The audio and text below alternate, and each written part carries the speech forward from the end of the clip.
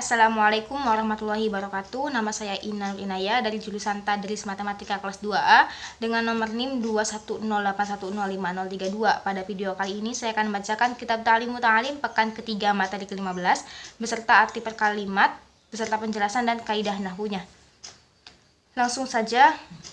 Wa ammah tiyarul ustadi fayan bagi an yahtara wal a'lama wal awra'a wal asanna kama taro Abu Hanifah Hamadabna Abi Sulaiman rahimahullahu ba'da ta'amuli wa tafakkuri. Dan adapun memilih guru, maka semestinya pelajar hendaklah dia memilih yang paling banyak ilmunya, yang paling warok dan paling tua.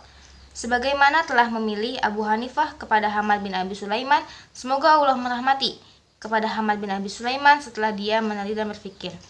Jadi, dalam kalimat ini dijelaskan bahwa dalam memilih guru, hendaklah seorang pelajar memilih guru yang banyak ilmunya, yang paling waro dan yang paling tua, sebagaimana telah dicontohkan oleh Abu Hanifah. Beliau memilih Hamad bin Abi Sulaiman setelah dia meneliti dan berpikir. Wa qala wajadtuhu syaikhan wa quran haliman saburan wa qala sabattu inda Hamad bin Abi Sulaiman fanabattu wa qala rahimahullahu sami'tu hakiman min hukama'i Samarqandi. Dan berkata Abu Hanifah, saya mendapati sebagai seorang yang luhur dan santun, yang lembut, yang sabar. Abu Hanifah berkata, saya tetap atau saya tinggal berada bersama Hamad bin Abi Sulaiman, maka ilmu saya tumbuh. Dan berkata Abu Hanifah, saya mendengar seorang yang bijak dari orang-orang bijak yang berasal dari daerah Samarkand. Dalam kalimat ini, Abu Hanifah berkata, beliau mendapati seorang yang luhur, yang santun, yang lembut, yang sabar, dan beliau pun berkata bahwa beliau akan tetap berada bersama Hamad bin Abi Sulaiman, maka ilmu beliau akan tumbuh. Dan berkata pula bahwa beliau mendengar seorang yang bijak dari orang-orang bijak yang berasal dari daerah Samarkand.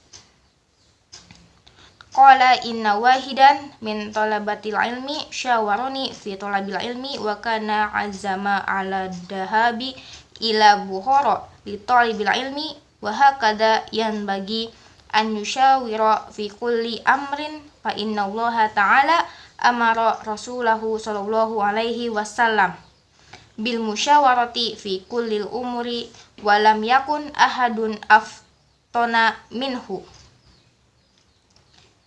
Berkata orang bijak, ada satu orang di antara pelajar telah mengajak kepadaku dalam mencari ilmu, dan adalah pelajar, bermaksud belajar untuk pergi ke daerah Bukhara untuk mencari ilmu. Dan demikianlah semestinya pelajar untuk bermusyawarah dalam setiap urusan, karena sesungguhnya Allah Ta'ala telah menyuruh kepada Rasulnya untuk bermusyawarah dalam segala urusan, padahal tidak ada seorang pun yang paling cerdas dari Rasul.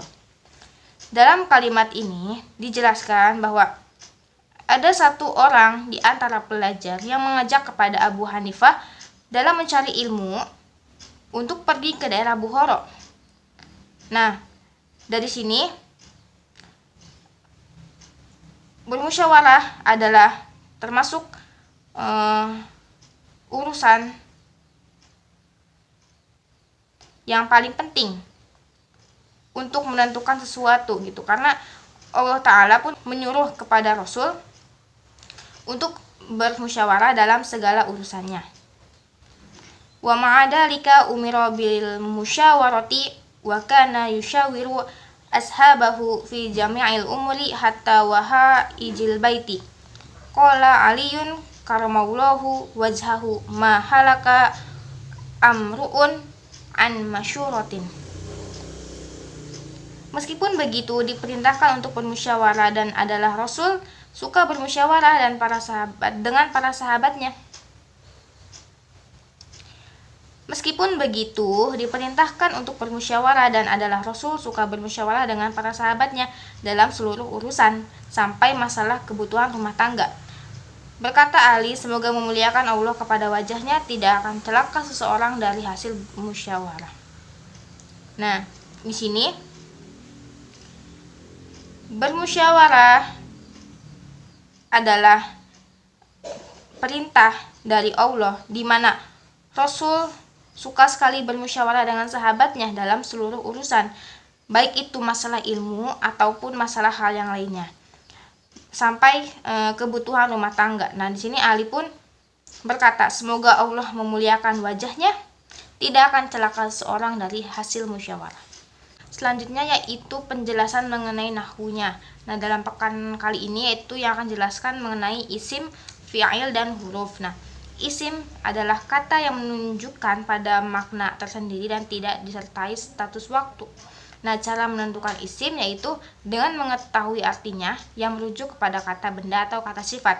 Adapun tanda-tanda isim, yang pertama itu dimasuki tanwin yang berada di belakang, yang kedua dimasuki alif lam yang berada di depan, yang ketiga dimasuki huruf jar yang berada di depan, yang keempat huruf qasam atau sumpah, yang kelima dimasuki huruf ma, mi, mu. Nah, dalam kitab ini contoh huruf isim yaitu haliman. Nah, di sini di akhir yaitu ada tanwin, dan haliman sendiri mempunyai arti lembut yang merujuk yaitu kata sifat, maka termasuk isim.